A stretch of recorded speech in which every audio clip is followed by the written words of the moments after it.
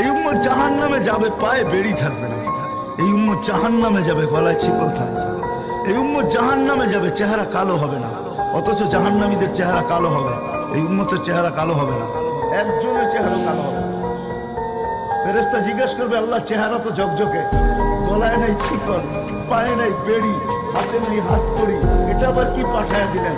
আল্লাহ জবাব দিবে, আমার বন্ধুর উম্মত খবরদার। তো ফেরেশতা মালিক জিজ্ঞেস করবে, দারোগা হাত কড়ি নাই কেন? বলছে, যেই হাত উঁচুতে ব্যবহার হয় ওটা হাতে হাত কড়ি লাগে না। যেই পাও মসজিদের দিকে চলে ওই পায়ে বেড়ি লাগে না। যেই কপাল আমার কুদরতি পায়ে জীবনে একবারও আমাকে পাওয়ার জন্য ঠেকায়া দিছে, সেজদা করছে, ওই চেহারা কোনোদিন কালো হয় না, গলায় কোনোদিন চিকন লাগে না। 3 জায়গায় আগুন লাগাবে না, খবরদার। চেহারায়, হাতে, পায়ে, বাকি শরীরে লাগায়া দাও। আগুনকে যখন মালিক হুকুম দিবে ধরার জন্য, আল্লাহ আমাদেরকে শিখায় দিবে, স্মরণ করায় দিবে, আমরা কলেমা পড়তে থাকবো। আগুন আসবে আর যাবে, আসবে আর যাবে, ধরবে না। একবার, দুইবার, 3 বার হবে। মালিক কোরা চার্জ করবে, লাঠি চার্জ করবে, ধরিস না কেন? তা আগুন বলবে, লাইসালি সুলতানুন আলা মান ক্বালা লা ইলাহা ইল্লাল্লাহ মুহাম্মাদুর রাসূলুল্লাহ।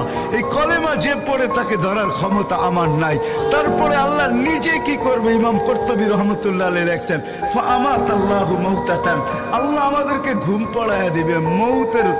মৌতের যেরকম ঘুমের দোয়া, মৌতের দোয়া আর ঘুমের দোয়া একই দোয়া।